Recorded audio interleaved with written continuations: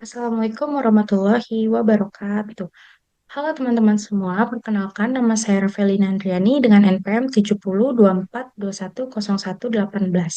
Saya mahasiswa Universitas Pancasila, Fakultas Ilmu Komunikasi.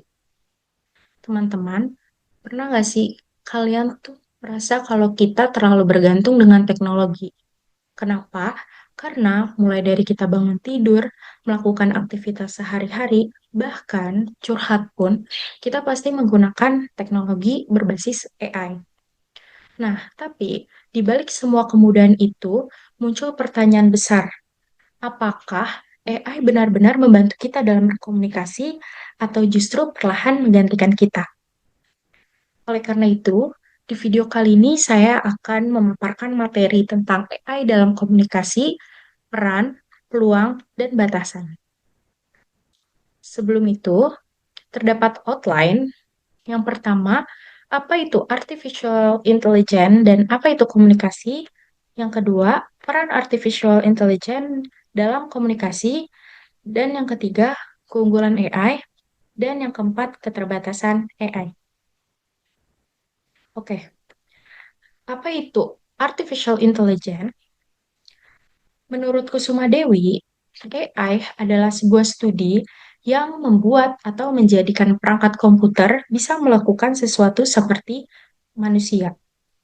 Jadi, perangkat komputer ini dirancang agar bisa mengerjakan sesuatu yang dilakukan oleh manusia, hingga kelak dapat menggantikan peran manusia.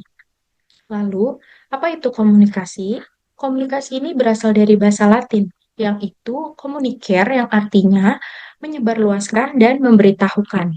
Oleh karena itu, komunikasi adalah proses pertukaran pesan antara dua pihak atau lebih untuk membangun pemahaman bersama.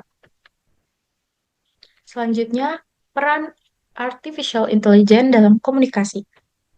Yang pertama, chatbot dan customer service. Nah, teman-teman, di salah satu platform belanja, yaitu Shopee, kita tuh sekarang bisa tanya tentang suatu produk, cek status pengiriman, bahkan komplain tentang produk tersebut. Yang nanti semua pertanyaan itu akan dijawab oleh chatbot. Nah, kenapa? Karena AI ini dirancang untuk menjawab pertanyaan umum dengan cepat, akurat, tanpa tenaga manusia setiap saat. Jadi, layanannya itu menjadi 24 jam tanpa batas. Yang kedua, asisten virtual dan personal AI. AI juga hadir dalam bentuk asisten pribadi seperti Siri, Alexa, dan Google Assistant, yang dimana mereka itu bisa membantu kita eh, dalam mengatur jadwal, memutarkan lagu, bahkan membaca pesan atau menjawab pertanyaan yang kita berikan. Nah, komunikasi dengan teknologi ini seperti interaksi, cuman sebenarnya ini tuh hanya apa ya, reaksi terhadap perintah. Di peran yang ketiga, komunikasi, pemasaran, dan iklan cerdas. Kalian tuh pernah nggak sih ngerasa iklan yang muncul di media sosial kalian, mau Instagram, TikTok, atau misalnya YouTube, itu tuh pas banget dengan apa yang lagi kalian pikirkan saat itu. Nah, kenapa? Karena AI ini menganalisis kebiasaan dan minat kita. Jadi iklan yang ditampilkan itu benar-benar relevan. Di peran yang keempat ada voice cloning dan deepfake. AI kini juga bisa menirukan suara dan bahkan wajah seseorang dalam bentuk yang hampir sempurna. Biasa aja, eh, teknologi ini digunakan untuk film, hiburan, atau bahkan edukasi. Tapi ada sisi bahayanya juga karena dapat disalahgunakan untuk menyebarkan hoax. Di peran yang kelima yaitu penerjemah otomatis dan komunikasi lintas bahasa.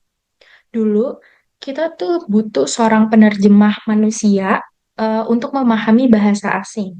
Tapi sekarang dengan adanya Google Translate atau subtitle otomatis di platform YouTube, AI bisa menerjemahkan secara instan. Hal ini memudahkan komunikasi global, apalagi dalam konteks pendidikan, bisnis, dan budaya.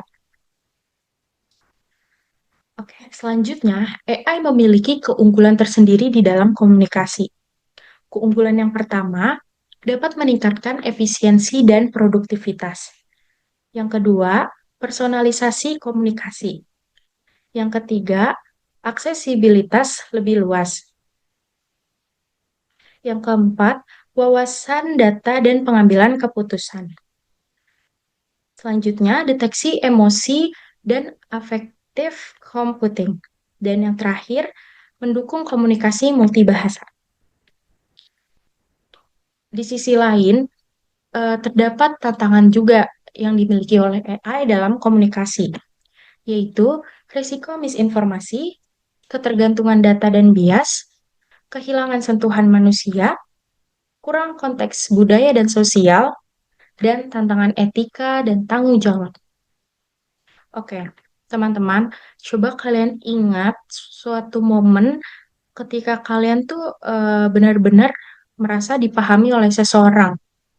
Nah, apakah itu karena kata-kata yang diberikan oleh seseorang tersebut, atau karena ekspresi atau intonasi atau kehadiran mereka?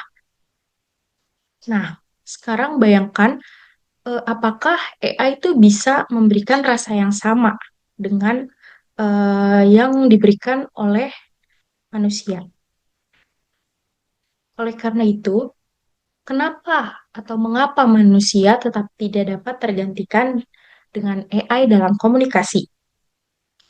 Kenapa? Karena pertama, manusia memiliki empati, yang dimana empati ini memungkinkan kita merasakan perasaan orang lain. Yang kedua, intuisi.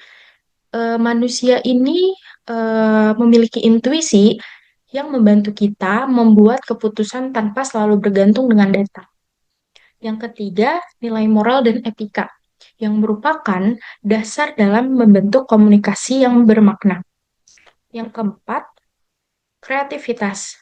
Jadi, kreativitas ini dalam berkomunikasi bukan hanya soal kemampuan menggunakan kata, tapi kemampuan menyampaikan jiwa, suasana, dan keunikan pribadi. Dan itu yang tidak bisa dibuat oleh AI. Oke, dari materi tersebut terdapat kesimpulan. AI telah membawa perubahan yang signifikan dalam cara manusia berkomunikasi. Keunggulan AI dalam komunikasi seperti efisiensi, personal, aksesibilitas, pengambilan keputusan, deteksi emosi, dan mendukung komunikasi multibahasa. Namun, AI juga memiliki keterbatasan tersendiri dalam komunikasi, seperti misinformasi, bias, kehilangan sentuhan manusia, kurangnya konteks budaya, dan tantangan etika. Komunikasi bukan hanya sekedar menyampaikan pesan, tetapi juga membangun makna, hubungan, dan perasaan yang khas. Oleh karena itu, AI dan manusia bukan sekedar pesaing, melainkan kolaboratif. Oke, sekian presentasi dari saya. Terima kasih atas waktunya buat teman-teman semua. Mari kita terus belajar, bukan hanya tentang teknologi, tapi juga tentang bagaimana menjadi manusia di era yang digital saat ini. Sekian, wassalamualaikum warahmatullahi wabarakatuh.